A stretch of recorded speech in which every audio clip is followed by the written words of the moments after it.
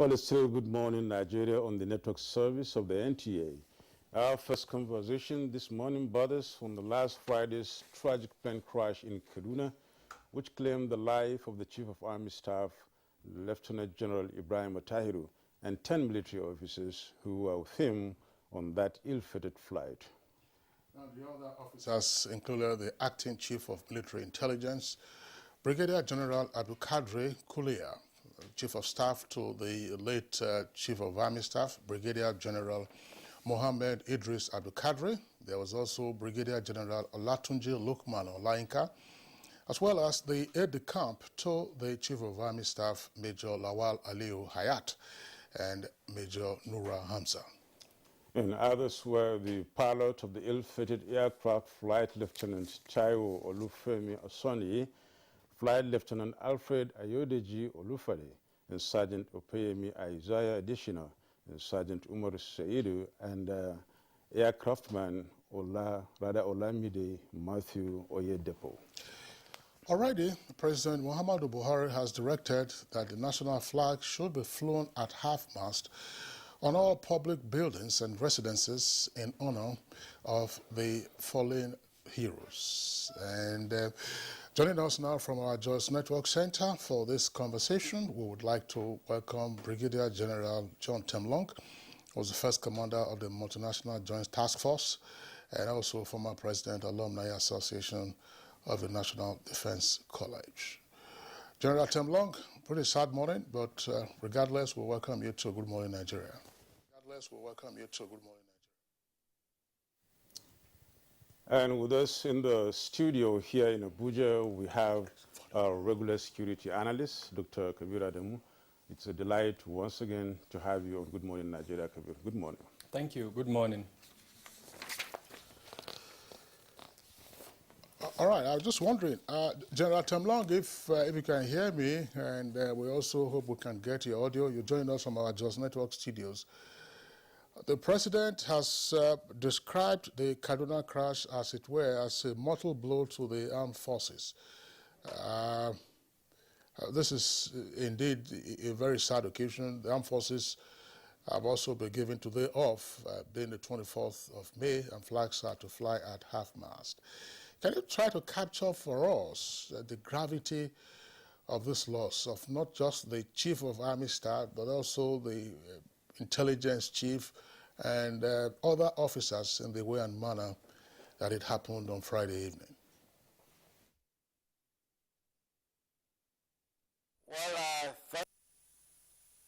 my heart goes out to the families of the deceased officers, to members of the armed forces and Nigerians as a whole. I pray that the good Lord will grant them the fortitude to bear this irreparable loss. It is quite a monumental loss, like the President has said, and to me it's a personal loss because General Atahiru himself, I actually inducted him into the Nigerian Defense Academy and posted him to his first company, together with Air Marshal Amao to Abyssinia Company, which was my erstwhile company, because I saw some good qualities in them, and I thought they should go to the company I went through in the academy. Be that as it may, you know, there was a change of guard in January this year, and General Atahiru and the officers who are working with him, especially the Chief of Military Intelligence, and all his staff have been hands on deck to make sure that they reverse the ugly security situation in this country. He is actually getting a grip of it. He has understood the problems. He has started putting all the measures that he put in place to actually contain the situation. I'm glad even his predecessor attested to that. The good qualities in him was that he had a very good listening ears. He could consult widely.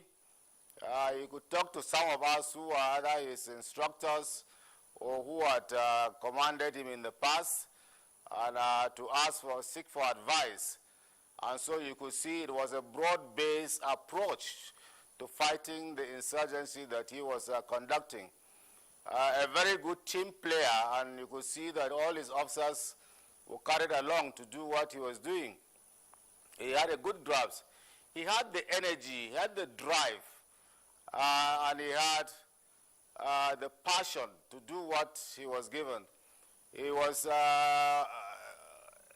doing everything he could to excel and to make sure that he put this situation behind him. And I'm sure before, if he were alive, you would have started seeing positive changes in another 1 or 2 months, and probably by September, we would have been home and clean and dry.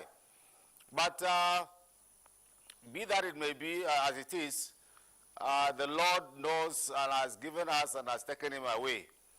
The army is, the armed forces work as a team. They only have the leadership, gives the direction, gives the guidance, and take the ultimate decision, and the buck stops on his table.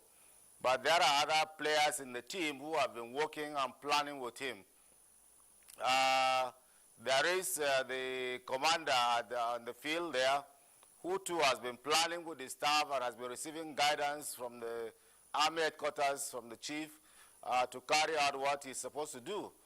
And so there might be a vacuum per se, but if they really work hard and continue to press on with his vision and what he wanted to achieve, we'll be able to get ourselves back on track as quickly as possible. But it is a monumental loss. It is something that we will not take it granted lightly. With the number of officers that have been lost in one fell swoop, it's quite tragic, especially the senior leadership of the army. It's something that it will take some time for us to get over it. But with the flexibility built in the training of military officers, they will be able to overcome it as quickly as possible.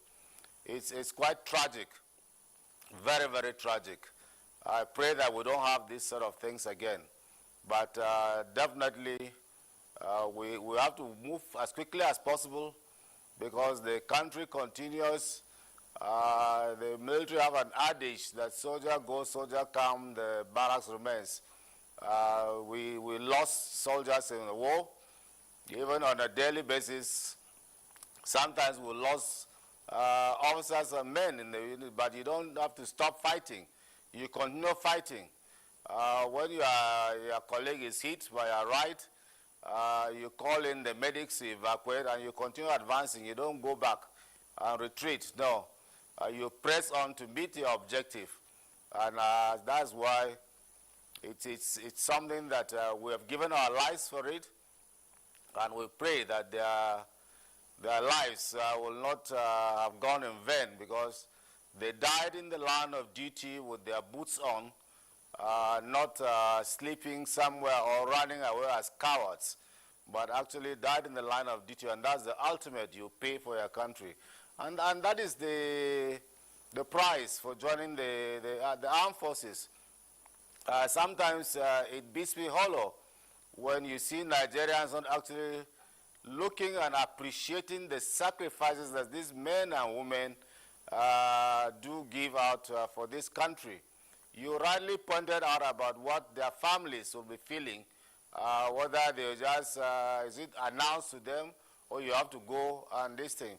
And that is why we say in the army that the toughest job in the army is the army wife. Because the wives carry the real brunt. Because while we are out there fighting, they just don't know what is going on. And they are always tense up. They are always with their hearts in their hands. The children look up to them as father and mother.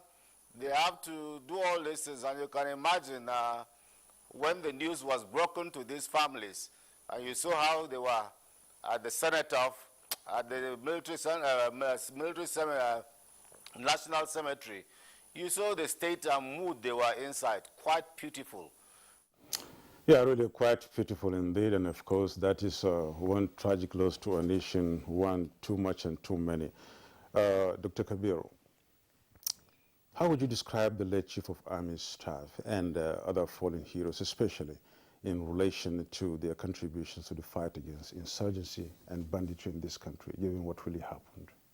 Thank you. Let me align myself with General Tenglong by extending my heartfelt condolences to the families of the deceased military personnel, the entire military structure, and the nation as a whole.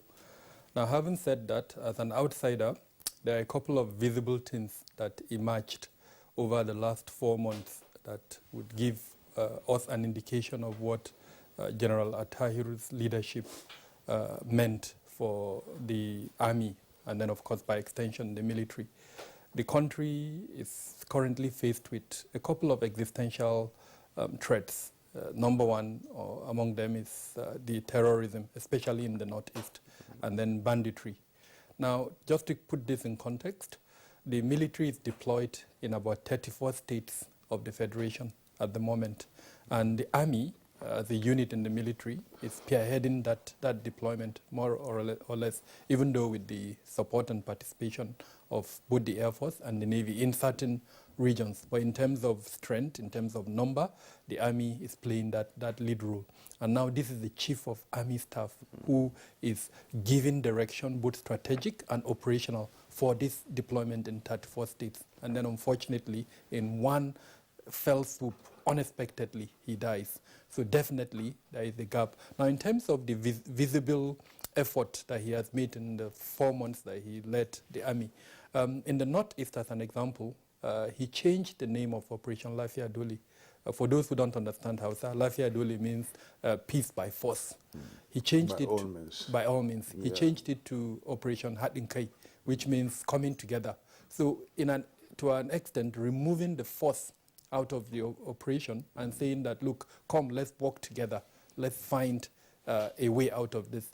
Generally telling the residents of the Northeast Lake Chad Basin that we're here to help you, to support you, bring this to an end. And we're not imposing on you something that you don't like, which philosophically speaks about the civil-military relations that we've been speaking about for a while. So that's number one. Number two, he changed the super camp strategy. You would recall that from late 2018 into 2019, as a result of the constant attack on military operational bases, there was the hue and cry that the forward operating bases should be changed into super camps, and it was changed. Now, when he emerged as Chief of Army Staff, he reverted back to that strategy of forward operating bases. And the objective of that is really to provide additional protection for residents. So clearly, a man who understood the plight of the people and wanted to reduce the effect of terrorism on the residents, on the people, showing clearly the patriot who wanted to reduce the deaths that we're seeing. Just to put it in context, as at date, about 35,000 thereabout, depending on what number you want to go to, have been killed. A man who wanted to reduce that number. The second point, which is absolutely important, is banditry. He also understood the significance of the effect of banditry on the nation. And from all indications, he had gone around almost all the entire states in the northwest and north central to get an understanding of the challenges affecting the army in battling banditry. And he was in the process of deploying a strategy to quell that. And then unfortunately, this accident happened. So a big loss, unfortunately.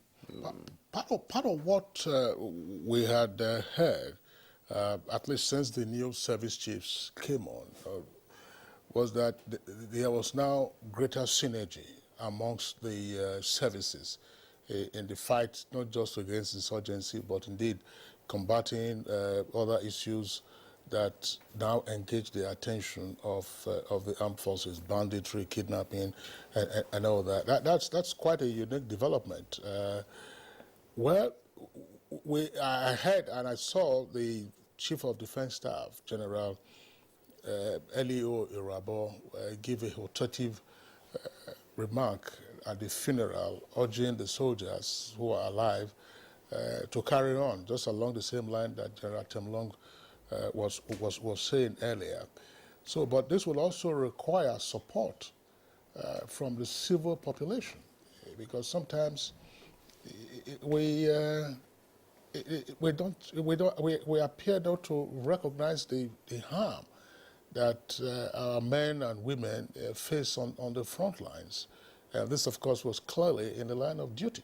Exactly. And I think this is something that perhaps, depending on what happens, who takes over, whether he's able to continue with what late General Atahiru has started, would play a key role in terms of how we bring the two major issues affecting the country at the moment, that's terrorism and banditry. What General Atahiru tried to do is to bring the military closer to the people. In other words, get the buy-in of the local population. And the importance of this is in intelligence, where the local population, the people are able to feel the pulse of the military, understand what the military is doing, then they will be able to support the generation of intelligence. And I think it's absolutely important. The statement made by General Irabo and whoever it is that is going to take over should understand the value of this. The past idea of using, I would say, only kinetic force, it's gone. It's time that whatever strategy you are bringing must ensure that the civil-military relation is enhanced to the extent where the people are the owners, actually, of the operations, not just an imposition, as it were. Okay. Well, thank you so much, Dr. Kabiru Adamu. Thank you so much for appearing on this segment of Good Morning Nigeria. It's an emergency, of course, accidents when they happen normally. That's the way it is, and so also is this very segment. So bear with us. The time is too short. No, it's okay. Thank you for. Yeah, General John Tamlong, we thank you so much for being part of this discussion on, the crash on Saturday. We thank you so much for your perspective. We'll now this program. Stay with us.